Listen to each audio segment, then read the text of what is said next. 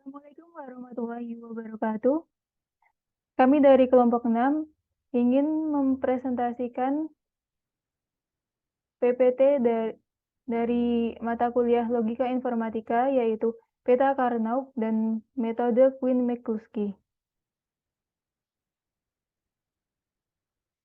Sebelumnya, izinkan saya untuk memperkenalkan anggota kelompok kami, yaitu yang pertama, ada Rici Julianto dengan NIM 46114222124. Yang kedua, saya sendiri, Melanie Syamafirah dengan NIM 46114222141. Yang ketiga ada Muhammad Arif Fadila dengan NIM 46114222139.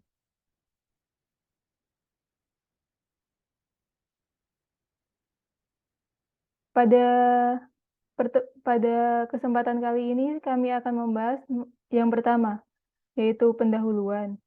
Yang kedua ada peta Karnaug yang akan menjelaskan tentang pengertian. Yang pertama pengertian, kedua konsep, ketiga langkah-langkah, dan empat contoh kasus. Ketiga, kita akan membahas juga tentang metode Quine-McCluskey, yang di dalamnya ada pengertian, konsep, langkah-langkah, dan contoh kasus.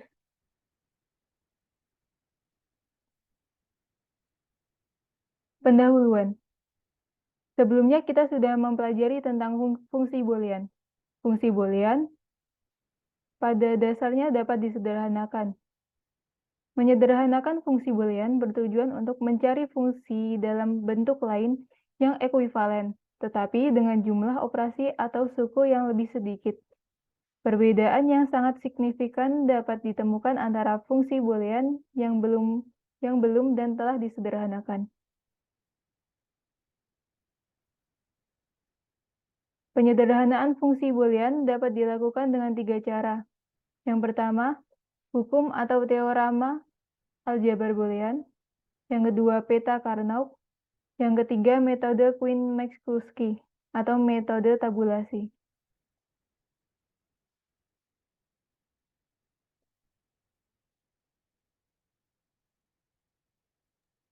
Selanjutnya, peta Karnaug.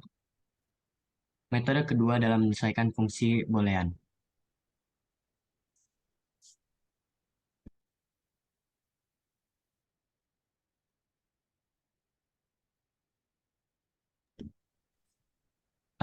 Pengertiannya, peta Karnaug atau Keymap merupakan metode grafis untuk menyederhanakan fungsi boolean.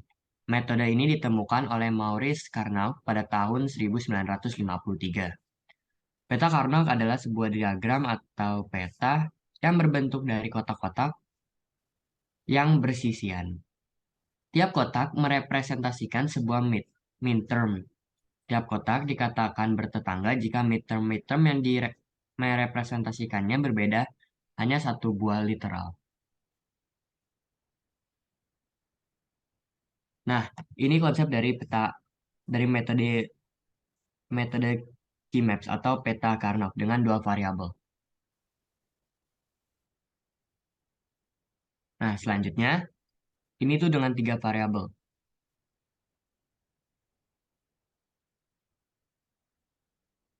Selanjutnya sampai 4 variabel.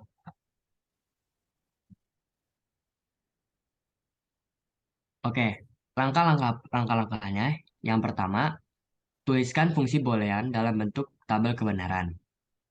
Setelah itu, buat peta Karnaug dengan jumlah yang sesuai dengan jumlah input fungsi. Yang ketiga, isi sel-sel peta Karnaug dengan nilai output dari tabel kebenaran. Selanjutnya, identifikasi grup sel-sel satu yang saling berdekatan di peta Karnaug. Selanjutnya, sederhanakan masing-masing grup minterm menggunakan hukum aljabar boolean. Yang terakhir, gabungkan grup-grup yang telah disederhanakan.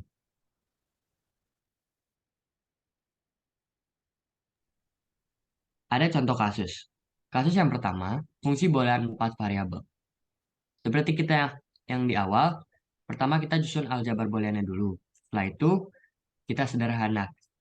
sebelum kita sederhanakan, Nah, sebelum disederhanakan itu FWXYZ itu sama dengan WXYZ ditambah WXYZ aksen. Nah, hasil penyederhanaannya itu adalah WXY. Nah, kita buktikan nih secara aljabar. WXYZ ditambah WXYZ aksen sama dengan WXYZ. Nah, karena Z sama Z aksen ini komplement, maka bernilai 1. Maka hasilnya itu WXY. Nah, contoh kasus yang kedua yaitu dengan 3 variabel. Sebelum disederhanakan, f x y z itu x aksen z ditambah x y ditambah x y aksen z ditambah y z. Nah, maka x aksen z ditambah x aksen y ditambah x y aksen z ditambah y z sama dengan x aksen YZ ditambah x aksen Y aksen Z ditambah x aksen YZ ditambah x aksen YZ aksen ditambah x Y aksen Z ditambah x YZ ditambah x aksen YZ sama dengan x aksen YZ ditambah x aksen Y aksen Z ditambah x aksen YZ aksen ditambah XYZ ditambah XY, X aksen Z. Maka hasil penyederhanaannya Z tambah X aksen YZ aksen.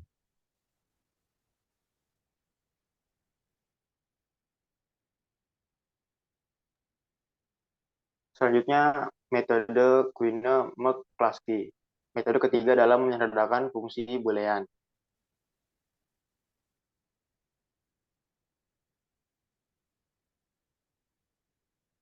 Untuk pengertiannya yang pertama itu metode peta Carnot tidak mampus untuk jumlah berubah lebih dari 6 karena ukuran peta semakin besar. Yang kedua, metode peta Carnot lebih sulit diprogram dengan komputer karena diperlukan pengamatan visual untuk mengidentifikasi min-term yang akan dikelompokkan. Metode alternatif adalah metode Quine-McCluskey. Metode ini mudah diprogram. Metode Quine-McCluskey adalah cara menyederhanakan suatu persamaan logika lebih dari 6 variabel.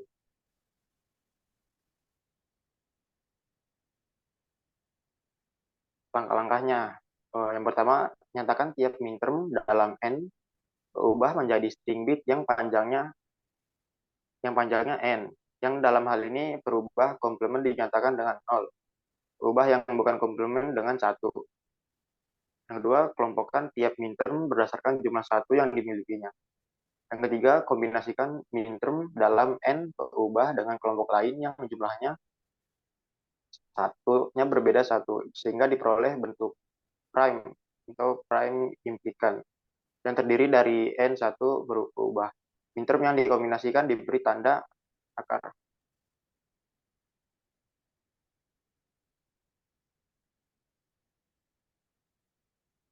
Selanjutnya, kombinasikan minterm dalam n1 berubah dengan kelompok lain yang jumlah satunya berbeda 1 sehingga diperoleh bentuk prima yang terdiri dari n2 berubah.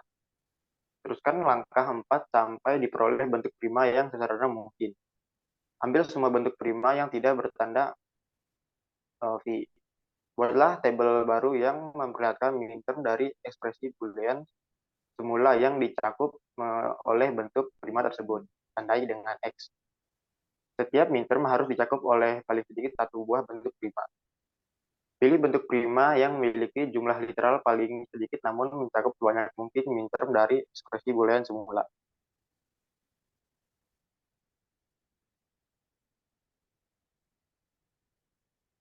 Nah, ini metode Quine-McCluskey. Sederhana fungsi boolean f w x y z sama dengan sigma 0, 1, 2, 8, 10, 11, 14, dan 15.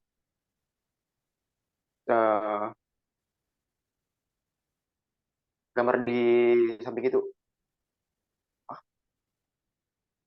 Gambar yang di samping itu dihasilkan dari peta yang ada di sebelah kanan.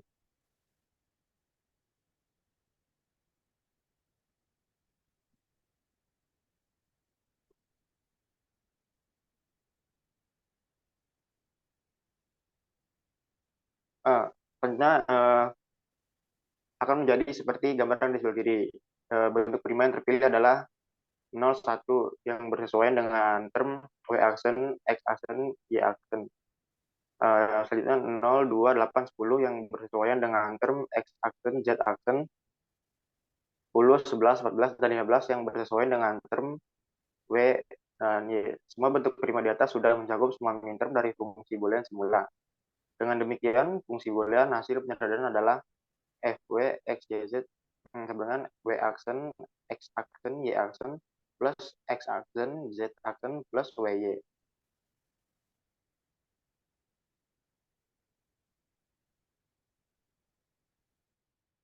Demikian presentasi dari kami dari kelompok 6. Terima kasih atas perhatiannya. Wassalamualaikum warahmatullahi wabarakatuh.